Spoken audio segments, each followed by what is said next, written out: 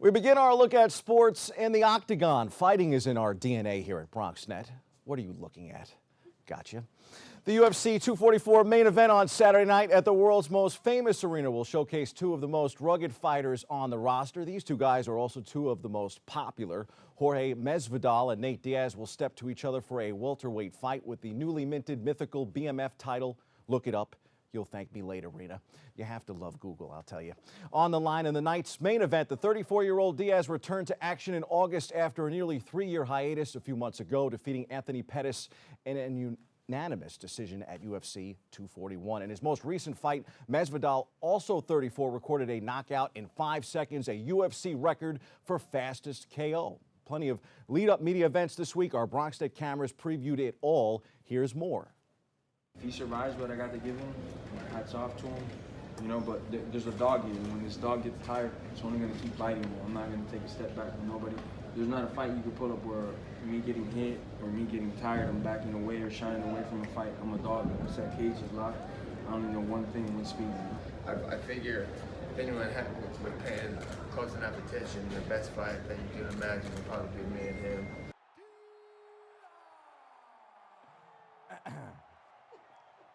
East meets West, Miami versus California. The early prelims get started at 6:15 p.m. tomorrow night.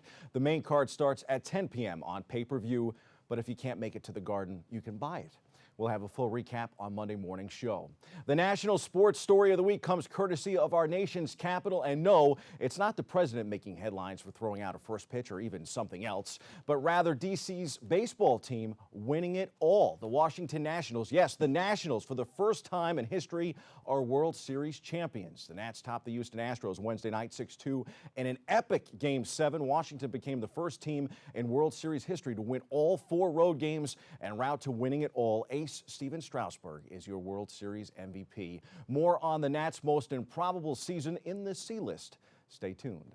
While the Nats hold the top spot for the best national sports story of the week, pun intended, the New York Knicks grabbed the local sports story of the week by securing their first win of the season. Bobby Portis scored a season-high 28 points against his former team, including a go-ahead three-pointer with 1:47 remaining. And the Knicks beat the Chicago Bulls 105-98 on Monday night.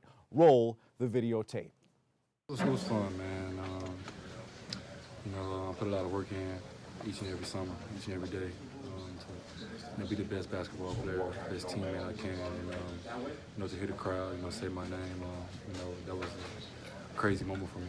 Kind of learning to feel each other out more, know each other's strengths and weaknesses. And, Julius was huge for us today, just making the right plays. And then Bobby also was making the right shots. And everybody that came in, Frank, Wayne, they gave us great minutes. So it was a total team effort. Great win. Sadly, the Knicks couldn't keep it rolling. They fell 95-83 in Orlando Wednesday night. The Orange and Blue are back at it again in Boston tonight, taking on Bronx native Kemba Walker and the Celtics. The Nets, meanwhile, have lost 2 straight since topping the Knicks. Their latest, a 118-108 defeat Wednesday night to Indiana at home. Time for some quick hitters from around the world of sports. On the NFL gridiron, the Jets are in Miami this Sunday for a 1 p.m. kickoff. The Giants are home Monday night to host longtime rival Dallas on Monday Night Football. That game kicks at 8:15 p.m. A career-best 4 touchdown passes from Jimmy Garoppolo nearly went to waste for the San Francisco 49ers on Thursday Night Football. However, key third downs down the stretch helped the 8-0 Niners close out a 28-25 victory over the Arizona Cardinals. The 49ers and the New England Patriots are the last of the unbeaten teams in the NFL. The Pats are undefeated but have done so against subpar teams thus far. With a tougher stretch of teams ahead, the Pats will face their first true test of the 2019 season this Sunday night in Baltimore. On the ice, the Devils are home tonight to face Philadelphia. The Islanders welcome Tampa Bay, and the Rangers skate Saturday night in Nashville. On the baseball diamond, the Yankees have declined DH Edwin Encarnacion's $20 million option. In other NBA news, Golden State Warriors star Steph Curry suffered a broken left hand Wednesday night, and yet another loss for the Dubs. Don't expect him back anytime soon, and don't expect the Warriors back in the NBA Finals anytime soon.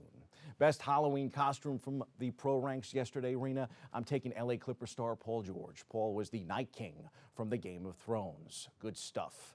And in motorsport, good stuff is an understatement when it comes to Lewis Hamilton. Hamilton is going for the Formula One crown this weekend in Austin, Texas in the U.S.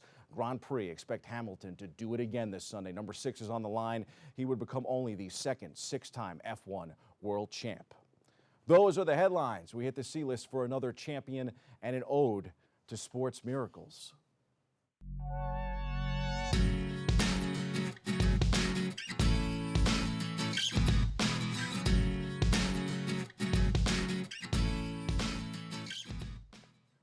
I've said it before in this space. I'm pretty sure most of you know my love for the Yankees.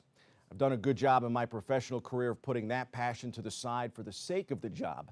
But this year, with my mother's passing in August, I couldn't help but root extra hard for the Pinstripes. Simply put, Yankee baseball was life in my household. My mom gave us the Yankee Bible, the Gospel according to Ruth, Gehrig, DiMaggio, and Mantle. Nonetheless, as hard as it was to watch the Yanks fall to Houston in the American League Championship Series, it was harder realizing that this was the first fall classic she wasn't around to shoot the breeze about.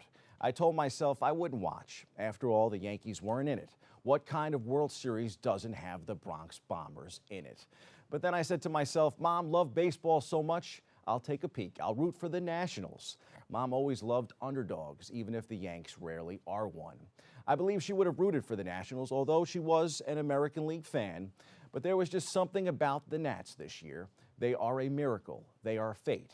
And that's why she loved baseball so much. That's why I love baseball so much, because as we mentioned with the Yanks in the postseason, stranger things have happened in the game. It didn't happen for the Bombers this year, but it certainly did for the Nationals, and there's so much poetry in that. I think it's fair to say that this World Series run is the most impressive of all time. The Nationals' 3 opponents after they beat the Milwaukee Brewers in the wild card game, the LA Dodgers, St. Louis Cardinals, and the Astros, 3 teams that combined for 304 wins, the most a World Series winner faced since the expanded playoffs began in 1995. How could that happen? How could a team win all 4 road games, including a Game 7?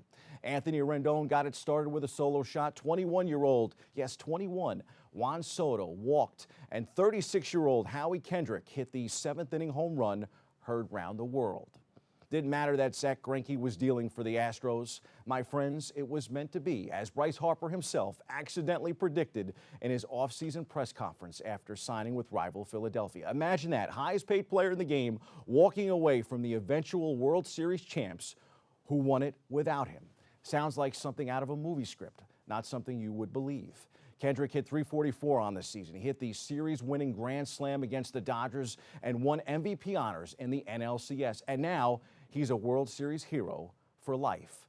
The Nationals became just the 5th team in World Series history to overcome a multi-run deficit in the 7th inning or later of Game 7, joining the 1997 Marlins, 1960 Pirates, sorry, Mom, that came against the Yanks, the 1925 Pirates, and 1924 Senators, yes, the Senators, the first Washington baseball team to win it all. Man, you gotta love baseball. A wild card team beat a team that won 107 games. I know you were watching in heaven. I'm glad I was watching here too. That was some heavenly World Series. That's your sports. I'm Bobby C. Stay with us.